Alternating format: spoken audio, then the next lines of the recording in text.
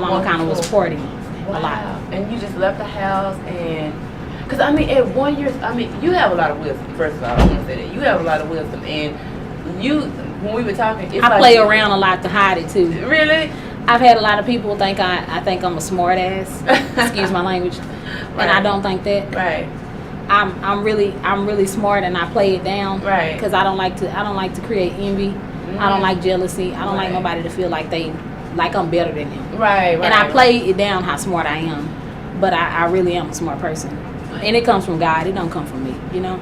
But at 1 year old, I unlatched the door, wow. and my grandma was asleep. My uncles and aunties were asleep, and I went and I unlatched the door, and I got out, and I remember saying, "I'm gonna go find you, Mama."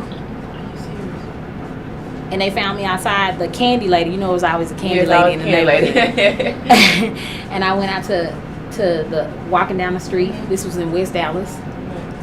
And I remember walking, and I remember it was dark outside. And the candy lady said, "Hey," my nickname Boonie. "Hey, Boonie, what you doing out there, girl?" And I said, "I'm gonna go find my mama." Head moving and everything. 1 year old. 1 year old. I'm gonna go hand on my hip. Because that's what I used to do, walk around with my hand on my hip. Yeah. I'm going to go find my mama. And I don't know where my mama was, but I was going to find my mama. Wow, so she brought you back home? And they told my mama, "Your baby was outside looking for you.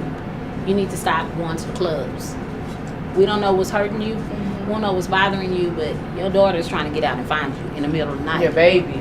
Yes, a little bitty baby, because 1 year old, your baby. Right. You know, 3, your baby. Right. But I just couldn't stop missing my mama. Then my daddy wasn't there, so Exactly. I learned early on, back to your question, that my grandma was my backbone, because she was there to watch me, protect me, teach me about God. Right. And as I was going through all those constant battles, being a child, not having a father, my grandma always told me, just because your daddy's not there don't mean he don't love you, you know. And so that's how I knew she was gonna be my rock. Right. Yeah.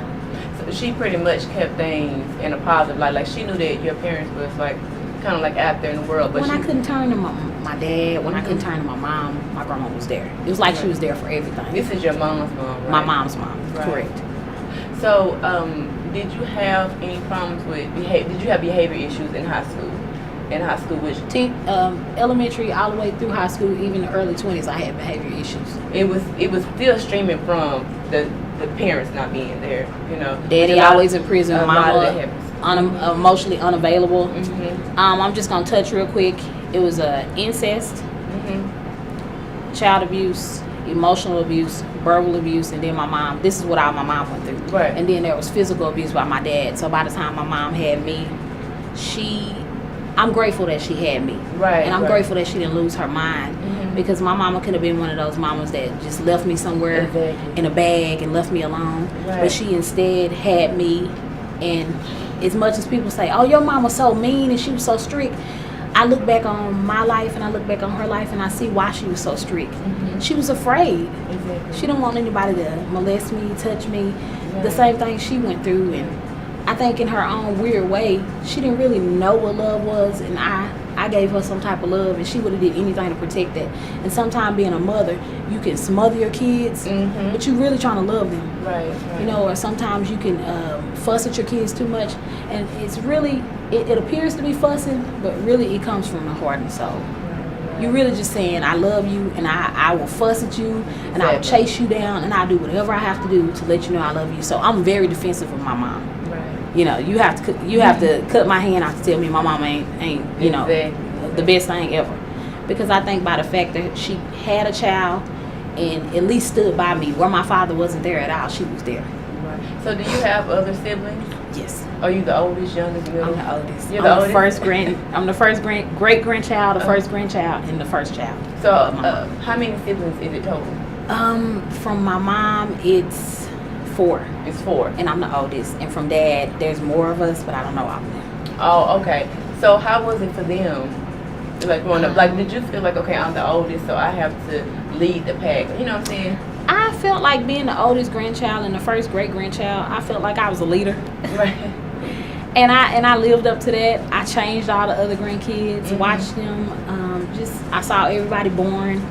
you know, and they made me feel like I was special. I had that kind of family. They'd get around and take a sheet. See, we New Orleans.